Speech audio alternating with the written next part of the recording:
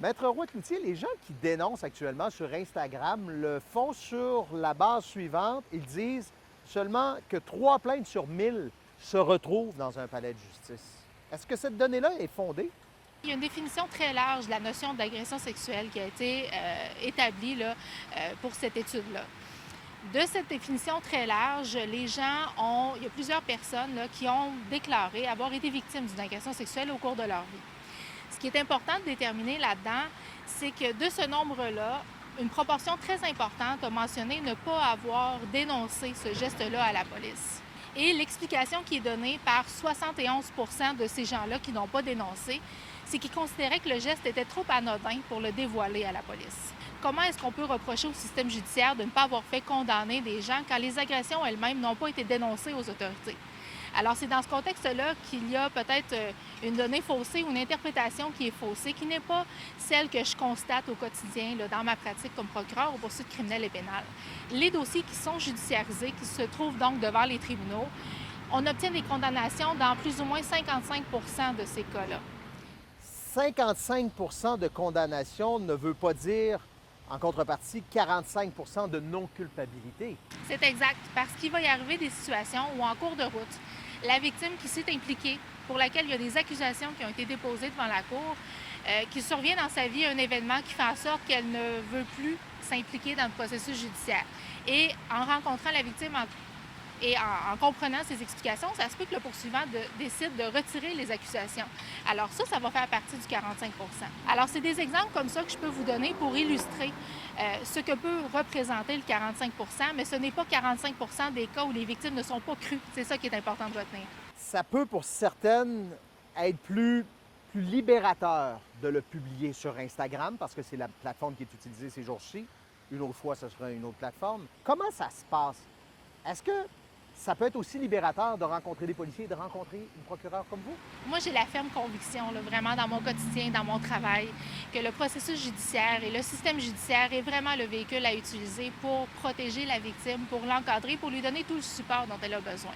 Parce que cet aspect-là libérateur d'une dénonciation sur les médias sociaux, par exemple, peut donner un appui momentané, un effet d'entraînement, avoir du support de certaines personnes.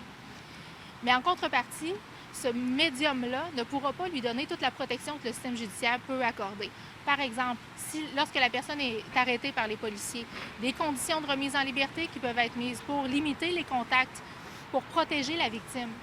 Une ordonnance limitant la publication de tout renseignement personnel pour l'identifier, une ordonnance de non-publication devant les tribunaux. Alors tout ça, et il y en a plein d'autres exemples là, en cours de route également, plein de mécanismes qui sont mis en place pour bien supporter la victime. Y a-t-il des risques pour les victimes à dénoncer sur les réseaux sociaux, des risques auxquels ils et elles ne penseraient pas actuellement? Évidemment, on peut penser que toute déclaration qui est faite par une victime, déclaration publique ou autre, peut être éventuellement opposable dans le cadre des procédures judiciaires. Donc, un avocat, par exemple, il y a un procès qui a lieu, des accusations qui sont déposées et une publication ou une déclaration qui est faite par une victime, un avocat de défense pourrait la questionner par rapport à cette déclaration-là. Donc, ça fait partie du monde du domaine public. Donc, on peut être questionné sur ces déclarations-là dans une salle de cour. Je profite également de l'occasion pour vous parler de la ligne qui a été mise en place par le DPCP. Une ligne qui est tout à fait gratuite. Alors, au bout du fil, vous avez un expert, vous avez quelqu'un du DPCP qui est là pour répondre à chacune des questions de la personne dans sa situation bien précise, afin de l'aiguiller, afin de l'orienter vers les bonnes ressources également. Première étape, donc, peut-être même d'appeler la ligne Oui, effectivement. DPCP, même Effectivement. avant les policiers? Même avant les policiers, effectivement, parce que ça va donner toutes les informations dignes de confiance d'une personne spécialisée dans cette matière-là.